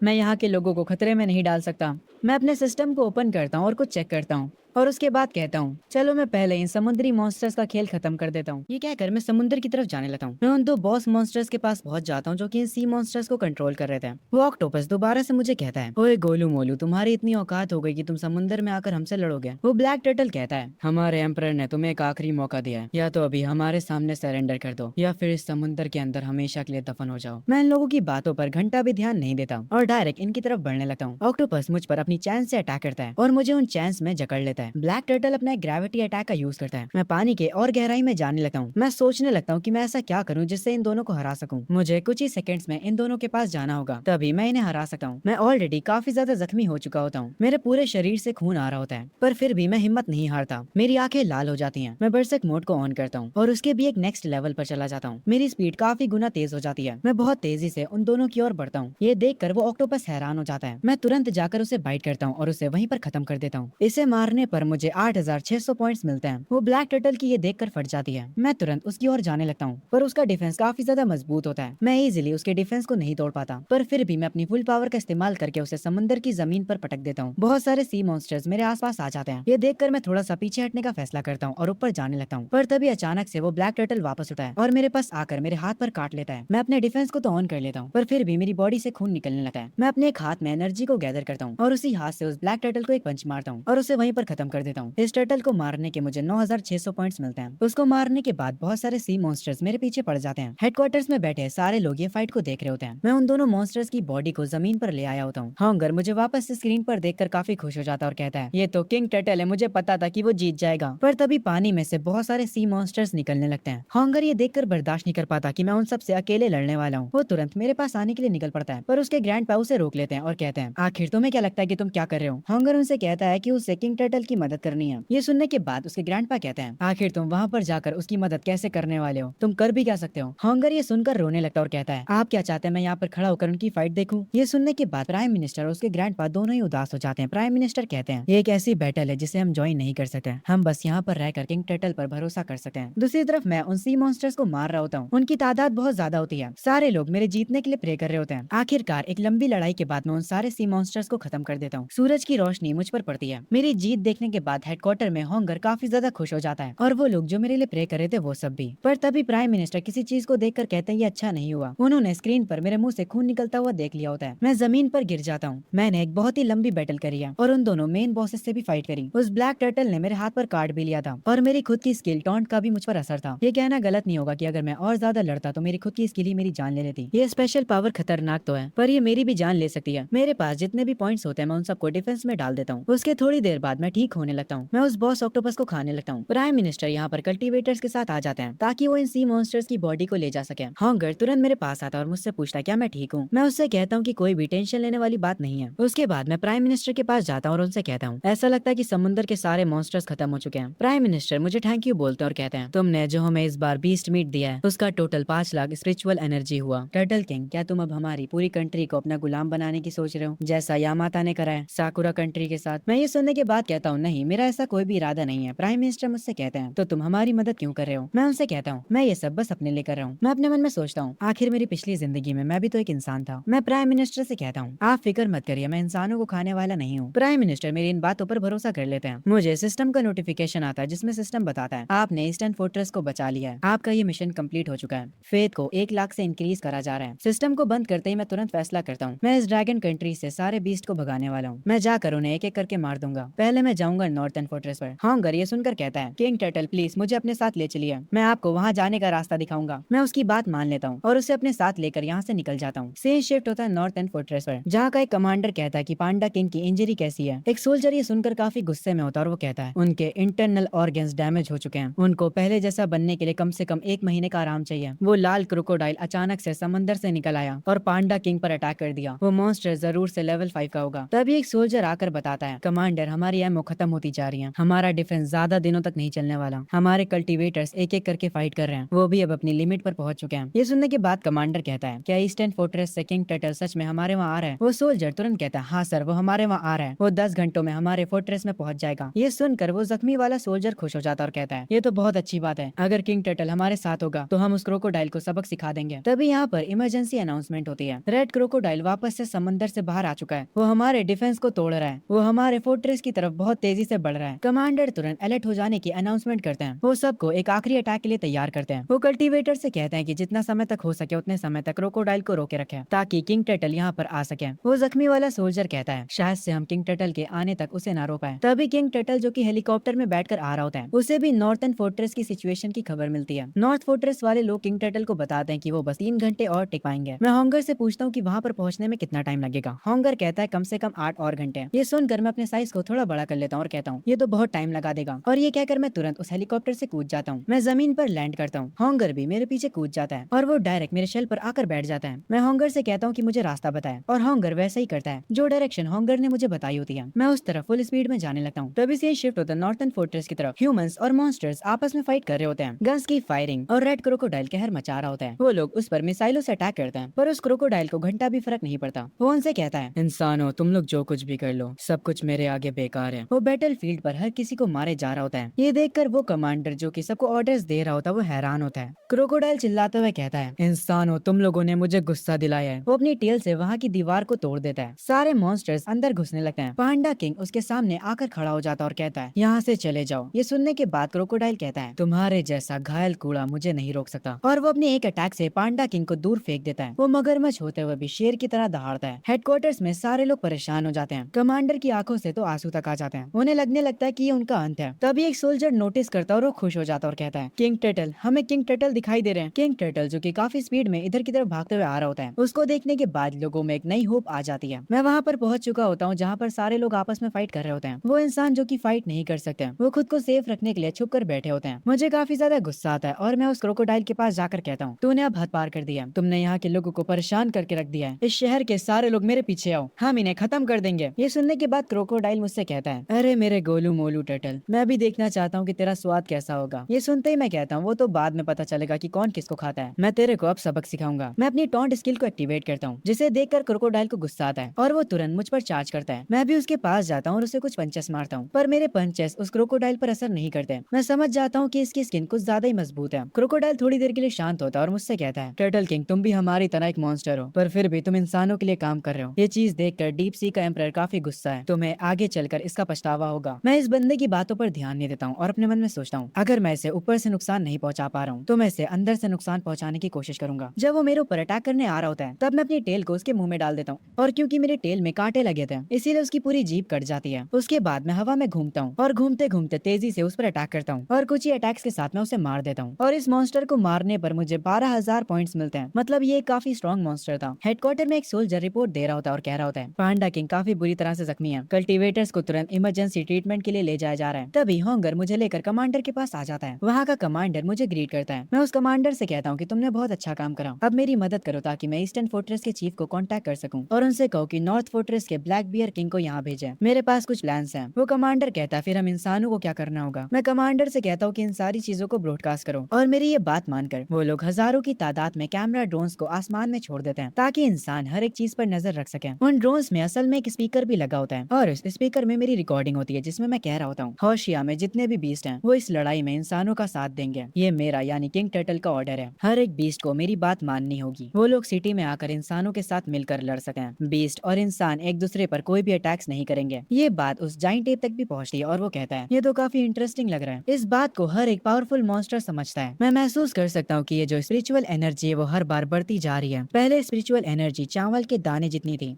उसके बाद वो थोड़ी बड़ी हुई और अभी ये स्पिरिचुअल एनर्जी एक बॉल जितनी हो चुकी है। मैं उस एनर्जी को खा लेता हूँ। तभी मैं देखता हूँ मेरे सामने काफी सारे मॉन्स्टर्स होते हैं जो कि काफी तेजी से मेरी तरफ आ रहे होते हैं। वो जाइंट एप मेरे पास आता है और मुझसे कहता है, शेनोंग के माउंटेन्स में जितने भी लिविंग बींग्स हैं मैं उनकी तरफ से आया हूँ। एक ग्रीन ड्रैगन भी यहाँ पर आया होता है। वो कहता है कि वो चैंग जियांग के एक्वाटिक लैंड की तरफ से आया है, और यहाँ पर एक ईगल भी आया होता है। ये जितने भी पावरफुल मॉन्स्टर्स यहाँ पर आए होते हैं टर्टल किंग से मिलने के लिए, वो सब लोग मिलकर टर्टल किंग को ग्रीट करते हैं। एप ऑफर देते हुए कहता है, मेरे माउंटेन्स में जितने भी स्पिरिट एसेंस हैं वो ह्यूमंस के लिए फ्री हैं, वो उन्हें जाकर कलेक्ट कर सकते हैं। पर क्योंकि हम भी बीस्ट किंग हैं और हमारे भी कुछ रूल्स हैं, इसीलिए जो भी स्पिरिट एसेंस इंसान कलेक्ट करेंगे उसमें का 1% हमें मिलेगा। हम इतना भी कुछ ज्यादा डिमांड नहीं कर रहे हैं। हॉन्गर एक डिवाइस लिए खड़ा होता है और ये सारी बातें प्राइम मिनिस्टर सुन रहे होते हैं, और वो जाइंट एप की इस बात पर एग्री कर जाते हैं। वो तो खतरनाक बीस्ट हॉन्गर को यहाँ से जाने के लिए कहते हैं। हॉन्गर यहाँ से चला जाता है। उसके जाने के बाद वो ड्रैगन बताता है, ये जो स्पिरिट एसेंस की बारिश हुई थी ये तीसरी बार नहीं है बल्कि ये चौथी बार हुई है। हम इस बारिश को लिंगशी बुलाते हैं। जो पहली लिंगशी थी वो 50 सालों पहले हुई थी। इसके बाद जाइंट एप कहता है, जब पहली बार लिंगशी हुई थी तब फर्स्ट जनरेशन के बीस्ट मैन पैदा हुए थे। ईगल जो कि एक पत्थर पर बैठा होता है वो कहता है, पहले हम शांति से कल्टीवेट करते थे और अपने अपने इलाकों के अंदर रहते थे और हमें कभी भी इंसानों से कोई भी दिक्कत नहीं थी। पर ये जो तीसरी लिंगशी हुई थी उसके बाद कुछ गुस्सैल बीस्ट पैदा हुए जिनके पास अपना कोई भी दिमाग नहीं था। वो अपनी इंस्टिंक्ट का इस्तेमाल करके अटैक कर रहे हैं। हमने अपना पूरा ट्राई किया था कि हम उन्हें रोक सके, पर वो हमारे कंट्रोल से बाहर चले गए। वो ग्रीन ड्रैगन कहता है, पर इस बार हम सब साथ में आए। हम सब उस समंदर में छुपे हुआंग के लिए आए। ये सुनने के बाद मैं कहता हूँ, क्या तुम लोग डीप सी बीस्ट एम्परर की बात कर रहे हो? वो लोग हाँ कहते हैं। वो ग्रीन ड्रैगन कहता है, कुछ समय पहले वो लेवल 6 का मॉन्स्टर बन गया था और उसके बाद वो इन्फिनाइट ओशन में चला गया और अब वो और भी ज्यादा खतरनाक हो चुका है। वो ग्लेशियर्स को पिघलाना चाहता है और इस पूरी दुनिया को पानी में बदलना चाहता है। मैं उस ग्रीन ड्रैगन से पूछता हूँ, आखिर वो एम्परर डीप सी में है कहाँ पर? ग्रीन ड्रैगन कहता है, वो डीप सी के नॉर्थर्न ट्राइंगल में है। ये सुनने के बाद मैं अपने मन में सोचने लगता हूँ, अब मुझे समझ आ रहा है कि जहाज नॉर्थर्न ट्राइंगल के पास जाकर डूब क्यों जाते थे।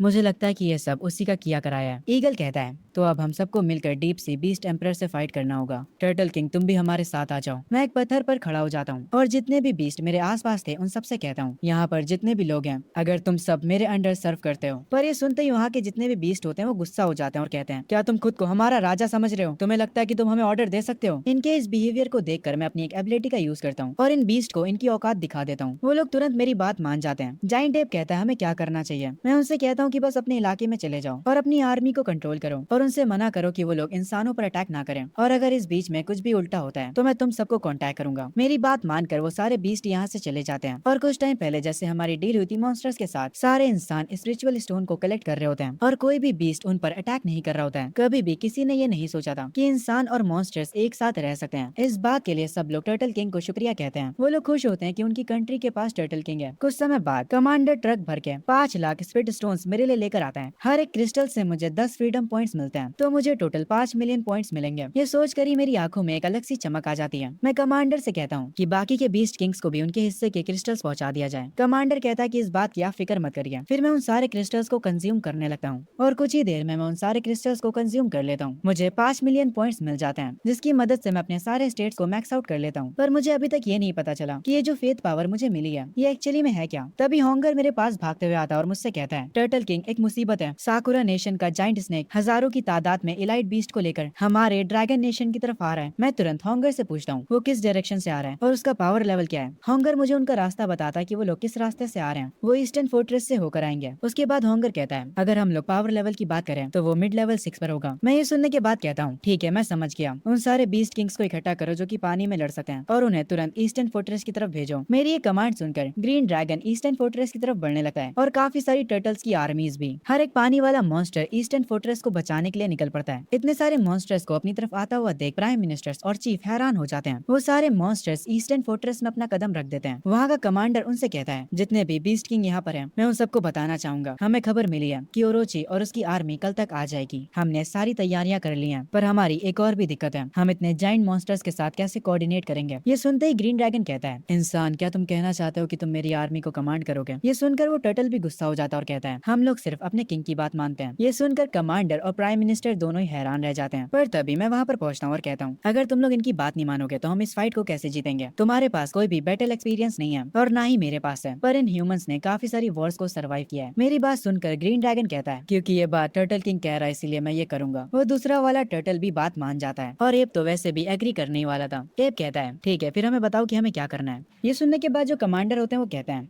हमें एक ऐसा रास्ता चाहिए जिसकी मदद से हम फाइट के दौरान एक दूसरे से बात कर सकें ताकि हम मॉन्स्टर्स को ऑर्डर दे सकें। अगर हम फाइट के दौरान एक दूसरे को ऑर्डर नहीं दे पाए तो सिचुएशन काफी खराब हो सकती है और हम एक एक करके हार सकते हैं। मैं कमांडर से कहता हूँ कि हम रेडियो का इस्तेमाल नहीं कर सकते। ये सुनने के बाद वो मुझसे कहते हैं हमारे पास बहुत ज्यादा बीस्ट हैं पर हम ये चीज सच में नहीं कर सकते। एक ऐसा रेडियो गियर बनाना जो कि बीस्ट किंग्स को फिट बैठे। तभी जो अपना जाइंट टेप होता है उसके हाथ में एक छोटा सा मॉन्स्टर होता है। जाइंट टेप कहता है तुम्हारी ये प्रॉब्लम मैं सॉल्व कर देता हूँ।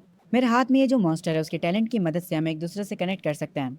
ये सुनने के बाद मैं जाइंट टेप से कहता हूँ क्या तुम्हें यकीन है कि ये चीज अच्छे से मैसेज सेंड कर पाएगी? ये सुनने के बाद जाइंट टेप कहता है हमारे शेनोंग माउंटेन की 9 स्टार फॉक्स को अंडर एस्टिमेट मत करो, वो लेवल 1 पर भी हमारे बहुत काम आ सकती है। इसकी एबिलिटी की मदद से हम एक दूसरे से काफी दूर तक भी बात कर सकते हैं और अगर ये फाइट के बीच में लेवल अप होती है तो इसकी ये एबिलिटी और भी ज्यादा खतरनाक हो जाएगी। तभी वो जो 9 स्टार फॉक्स होती है ये लोग उससे प्राइम मिनिस्टर के ब्रेन से कनेक्ट कर देते हैं। अब जो भी 9 टेल फॉक्स बोलेगा वो असल में प्राइम मिनिस्टर बोल रहे हैं। पहले जो ये 9 टेल फॉक्स है वो अपनी एबिलिटी का इस्तेमाल करती है और इस बात का पता लगाती है कि कितने सारे बीस्ट इनकी तरफ आ रहे हैं। वो बताती है कि दुश्मन के साथ 30 बीस्ट किंग्स हैं। ये सुनने के बाद होंगर शॉक हो जाता और कहता है उनके पास 30 बीस्ट किंग हैं, हमारे पास तो सिर्फ 15 हैं। ये सुनने के बाद सब लोग हैरान हो जाते हैं। तभी फॉक्स कहती है उसका ब्रेन अब कमांडर से कनेक्ट हो चुका है। ये फॉक्स कहती है हम इंसान तुम्हें अच्छे वेपन्स प्रोवाइड करेंगे, तो सारे बीस्ट किंग बताओ कि उन्हें कैसे वेपन्स चाहिए। ये सुनने के बाद जाइंट टेप कहता है मुझे एक डायमंड की रॉड चाहिए जो कि 150 मीटर्स लंबी हो और मुझे एकदम असली वाला डायमंड चाहिए, वरना मुझे और कुछ नहीं चाहिए। लोहे की रॉड से मैं अटैक नहीं कर पाता हूँ। फॉक्स कहता है ठीक है, कल सुबह तक तुम्हें तुम्हारी रॉड मिल जाएगी। उसके बाद वो टर्टल के पास जाता है। टर्टल कहता है कि उसे क्लॉस चाहिए फॉक्स कहता है ठीक है मैं समझ गया, पर इसके लिए इंसानों को तुम्हारे हाथों की नाप लेनी होगी। जो टर्टल होता है वो अपने हाथों की नाप देने के लिए तैयार हो जाता है। कुछ ही देर में इंसान यहाँ पर आ जाता है उसके हाथों की नाप लेने। वो लोग उसकी नाप लेते हैं और यहाँ से चले जाते हैं। ग्रीन ड्रैगन कहता है मुझे चाहिए डायमंड क्लॉ कवर्स, वो मेरी पावर को काफी बूस्ट कर देगा। पर टाइगर यहाँ पर सबसे अलग ही बात कर रहा होता है। वो कह रहा होता है मुझे चाहिए पर मुझे उड़ना है, बहुत ऊंचा उड़ना है। मैं बचपन से उड़ने के सपने देख रहा हूँ पर उड़ ही नहीं पा रहा हूँ। ये सुनने के बाद फॉक्स कहता है तुम बस इन सारी चीजों के सपने देखो, ये नहीं होने वाला, हम तुम्हारे लिए पर नहीं बना सकते। ये सुनने के बाद बाकी सारे बीस्ट टाइगर पर हंसते हैं। तभी सीन शिफ्ट होता है अगली सुबह। जायंट एप को उसका डायमंड का रॉड मिल जाता है और टर्टल को उसके क्लॉज। फॉक्स सबसे कहता है कि अब तैयार हो जाओ फाइट के लिए। सब लोग उन्हें जो लोकेशन दी जाती है उस लोकेशन पर चले जाते हैं। ग्रीन ड्रैगन पानी के अंदर चला जाता है। मैं अभी भी बीच पर खड़ा होता हूँ और इस फाइट के लिए तैयार होता हूँ। टेलीपैथी की मदद से फॉक्स मुझे बताता है हमें नया डाटा मिला है, दुश्मन की तरफ से 45 बीस्ट किंग आ रहे हैं और 1 लाख से ज्यादा के बीस्ट लेवल 4 के हैं। पर मैं अपने मन में सोच रहा होता हूँ इस बार मैं ये फाइट अकेले नहीं कर रहा हूँ, मेरे साथ ये फाइट पूरी कंट्री लड़ेगी। हमारा बस एक ही गोल है, इस लड़ाई को जीतना। तभी मुझे दूर से एक इंसान दिखता है जो कि एक बीस्ट के ऊपर होता है। उस इंसान को देखकर सारे लोग हैरान हो जाते हैं, यहाँ तक कि मैं भी। हमारे साइड के जितने मॉन्स्टर होते हैं वो तक हैरान हो जाते हैं कि आखिर एक इंसान एक मॉन्स्टर को कैसे कंट्रोल कर सकता है। पर तभी मैं उस इंसान की ऑरा से समझ जाता हूँ वो पर्सन कोई इंसान नहीं है, वो बंदा है यामाता ओरोची, हमारा दुश्मन। ये सुनकर सब हैरान हो जाते हैं। मैं उस मॉन्स्टर का ये फॉर्म देखकर समझ जाता हूँ। तो लेवल 6 पार करने के बाद तुम्हें इंसानी फॉर्म मिल जाता है। हम यामाता ओरोची को देखते हैं जो कि कह रहा होता है ड्रैगन नेशन, ये एक ऐसा नाम है जिसे सुनते ही मैं कॉन्कर करना चाहता हूँ। जाओ मेरे सैनिकों, सबको खत्म कर दो, एक को भी बख्शना मत। यामाता ओरोची के ये कहते ही सारे मॉन्स्टर्स काफी तेजी से आगे बढ़ने लगते हैं टर्टल किंग की ओर। ये देखकर मैं टॉन्ट स्किल का इस्तेमाल करता हूँ और इससे पहले कि वो मुझ पर अटैक करे मैं उन सब पर अटैक करने के लिए आगे बढ़ता हूँ। मैं एक के बाद एक सी बीस्ट को मारे जा रहा होता हूँ और फिर इनका एक किंग आता है मुझसे फाइट करने के लिए। वो मुझ पर एक इलेक्ट्रिक जाल फेंकता है पर मैं तुरंत अपनी पावर का यूज करके उसे तोड़ देता हूँ और उस बीस्ट किंग को तुरंत खत्म कर देता हूँ। मुझे 13,200 पॉइंट्स मिलते हैं। मेरा भाई जाइंट एप भी दूसरी तरफ इन लोगों को मारने में बिजी होता है और ड्रैगन भी एक बड़े ऑक्टोपस से फाइट कर रहा होता है और टर्टल भी किसी न किसी से फाइट कर रहा होता है। खैर तभी सीन शिफ्ट होता है एक मिस्टीरियस मॉन्स्टर्स की मीटिंग पर, जहाँ पर ये सारे लोग इंसानों की फॉर्म में होते हैं पर असल में ये सब मॉन्स्टर्स हैं। ये सिल्वर बालू वाला बंदा कहता है कि हम उस यामाता ओरोची के साथ हैं। ब्लॉन्ड बालू वाला बंदा कहता है मैं तुम लोगों को बताना चाहता हूँ कि मैं जल्द ही लेवल 7 तक पहुँचने वाला हूँ, मैं इनकी फाइट में अभी तो नहीं जा सकता। तभी एक शेर जैसा बंदा कहता है कोई बात नहीं भाई, तुम लेवल 7 पर जाने पर ध्यान दो, तुम बस मुझे ऑर्डर दो और मैं उस यामाता ओरोची का सर तुम्हारे कदमों में लाकर रख दूंगा। ब्लॉन्ड बालू वाला ये सुनकर कहता है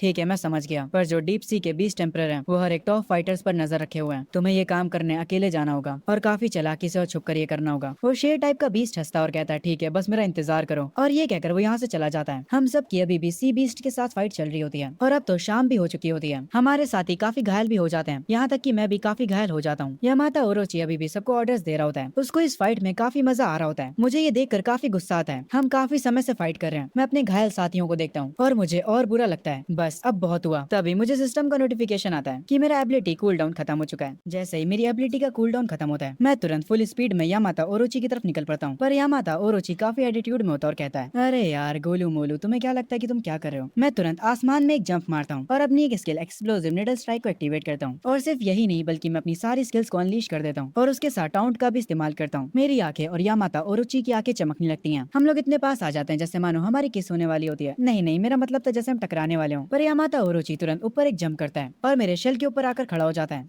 मेरे शेल के ऊपर जो सींगे होती हैं वो उसे तोड़ देता है और कहता है तुम्हारी औकात कैसे हुई मुझे चैलेंज करने की। वो अपने ह्यूमन फॉर्म को हटाकर अपने असली फॉर्म में आ जाता है। उस सांप के 10 से भी ज्यादा सर होते हैं। मेरी ये देखकर फट जाती है। मैं तुरंत अपने शेल के अंदर चला जाता हूँ। यामाता ओरोची मुझ पर एक साथ अटैक करता है। तो ये है पावर यामाता ओरोची की। मेरी फुल पावर के साथ भी मैं इसकी बराबरी नहीं कर सकता हूँ। यामाता ओरोची टर्टल किंग के ऊपर हमले करे जा रहा था। उसको इस फाइट में काफी मजा आ रहा होता है। वो देखना चाह रहा था कि टर्टल किंग उसके सामने कितनी देर तक टिक सकता है। वो उसे पकड़ लेता है और वो उसे पानी में ले जाकर मारने लगता है। वो उसका सर पकड़ता है और उसे पानी के अंदर तक ले जाता है। टर्टल किंग की हालत बहुत ज्यादा खराब हो जाती है। उसे लगने लगता है कि शायद से अब ये उसका अंत है। पर तभी धुंधली आंखों के साथ उसे अपने सामने एक ह्यूमन दिखता है और ये वही शेर वाला बंदा होता है जिसे हमने मीटिंग में देखा था। इसे देखकर टर्टल किंग तुरंत समझ जाता है कि ये पर्सन भी कोई इंसान नहीं है बल्कि ये भी लेवल 6 का कोई मॉन्स्टर है। टर्टल किंग वापस से उठकर यामाता ओरोची का ध्यान भटकाता है। वो उसे काट लेता है। यामाता ओरोची टर्टल किंग पे एक आखिरी अटैक करता है और उसे मरने के लिए वहीं पर छोड़ देता है। और यामाता ओरोची जैसे ही उस शेर वाले बंदे को देखता है वो यहाँ से तुरंत भागने लगता है। वो शेर वाला बंदा उसका पीछा करता है करता है। हमारा टर्टल किंग गहराइयों में डूबता जा रहा होता है। क्या ये उसका अंत था? खैर फाइनली इतने समय के बाद लड़ाई खत्म होती है। पूरा समंदर लाल हो जाता है। हर तरफ हम बीस्ट की लाशों को देख सकते हैं। हमारे जो बीस्ट किंग्स हैं वो सब समंदर किनारे खड़े होते हैं। फॉक्स सबको बताता कि यामातो ओरोची भाग चुका है, हमने कर दिखाया। ग्रीन ड्रैगन कहता है टर्टल किंग सच में सारे बीस्ट का किंग है। मैं और मेरी आर्मी टर्टल किंग की विल को फॉलो करेंगे। वो गोल्डन टर्टल भी सेम चीज कहता है और अपना भाई जाइंट एप भी। हेडक्वार्टर्स में सिचुएशन को देखकर प्राइम मिनिस्टर कहते हैं मुझे यकीन नहीं हो रहा कि टर्टल किंग हमारे साथ नहीं रहा। तभी कमांडर वहाँ पर खड़े किसी को फोन लगाते हैं और उन्हें खबर मिलती है कि टर्टल किंग का ऑरा पूरी तरह से गायब हो चुका है। ये सुनकर प्राइम मिनिस्टर शॉक हो जाते हैं और हॉन्गर तो रोने ही लगता है। तभी हम कुछ दिन बाद का सीन देखते हैं। मौसम पहले जैसा बिल्कुल अच्छा हो जाता है। समुद्र किनारे हम एक इंसान को पड़ा देखते हैं। वो बेहोश होता है। एक क्रैब बीस्ट उसके पास आता और कहता है ये इंसान यहाँ पर कहाँ से आया? क्या ये मर चुका है? इसके पास से खुशबू काफी अच्छी आ रही है। पर तभी यहाँ पर एक शार्क बीस्ट पानी से निकल कर आता है। वो उस क्रैब से कहता है कि ये मेरा शिकार है, उसके पास से दूर हो जाए। इसको खाने के बाद मैं लेवल 4 का हो जाऊंगा और एम्परर के रूल के हिसाब से ये पूरा इलाका मेरा है। वो शार्क उस इंसान के पास जाने लगता है, पर जैसे ही वो उसे खाने चलता है वो इंसान उस शार्क को डिवोर कर लेता है। मतलब वो इंसान उस शार्क की एग्जिस्टेंस को ही खा जाता है। तभी उस इंसान की आंखें खुलती हैं। वो उठता है वापस से और हमें पता चलता है कि ये इंसान और कोई नहीं बल्कि हमारा टर्टल किंग है, जो मरा नहीं होता बल्कि वो लेवल 6 पर पहुंच चुका होता है। वो तुरंत सिस्टम को चेक करता है। उसके सारे पॉइंट्स जा चुके होते हैं। उसके एवोल्यूशन पॉइंट्स नेगेटिव में होते हैं। तब उसे याद आता है कि जब वो बेहोश हुआ था तब हुआ क्या था। उसके बेहोश होने से पहले सिस्टम उसे बताता है कि उसके फेथ पॉइंट्स पूरे हो चुके हैं और अब वो इवॉल्व कर सकता है। बेहोश होते होते उसने एवोल्यूशन को एक्सेप्ट कर लिया था। तो ये पूरा सीन हुआ था हमारे टर्टल किंग के साथ। टर्टल किंग वापस अपने पुराने रूप में आता है और वापस से तुरंत ह्यूमन फॉर्म लेकर कहता है फाइनली अब मैं कूल और हैंडसम बन चुका हूँ। मेरी जो एबिलिटीज हैं वो अब और भी ज्यादा खतरनाक हो चुकी हैं और मुझे एक नई स्किल मिली है डिवोर करने की। मैं तुरंत इस स्किल को टेस्ट करने के लिए एक पानी के अंदर से लेवल 3 के बीस्ट को डिवोर कर लेता हूँ। ये करने से मुझे एक अलग पॉइंट्स मिलते हैं, 500 एवोल्यूशन पॉइंट्स। मैं ये देखकर समझ जाता हूँ डिवोर करने की वजह से मुझे डायरेक्ट एवोल्यूशन पॉइंट्स मिल सकते हैं, पर मेरे पॉइंट्स अभी नेगेटिव में हैं, इसीलिए मुझे पहले ये सही करना होगा इससे पहले कि मैं लेवल अप करूँ। तभी थोड़ी देर बाद मैं रेत में धसे हुए एक टर्टल को बाहर निकालता हूँ और उसे अपनी पावर से हवा में उठाता हूँ। मैं उससे कहता हूँ कि डरना मत, मुझे बस तुमसे कुछ सवाल पूछना है। वो भी मेरे सवालों का जवाब देने के लिए तैयार हो जाता है। मैं उससे समंदर के रूल्स के बारे में पूछता हूँ। मैं उस टर्टल को नीचे रखता हूँ और वो मुझे बताता है माय लॉर्ड ये समंदर एम्परर के रूल्स को फॉलो करता है। जो जितना ज्यादा ताकतवर होगा उसे उतनी ज्यादा टेरिटरी मिलती है। लेवल 3 के नीचे के बीस्ट को कोई भी टेरिटरी नहीं मिलती है, वो बस इधर उधर घूमते रहते हैं। लेवल 4 पर आप एक 1000 माइल्स वाले किंग को चैलेंज कर सकते हैं। अगर आप जीत जाते हैं तो आप वहाँ के नए किंग बन जाएंगे। लेवल 5 पर बीस्ट किंग 100,000 माइल्स के रूलर को चैलेंज कर सकता है। उसके आगे के लेवल्स की जानकारी मेरे पास नहीं है।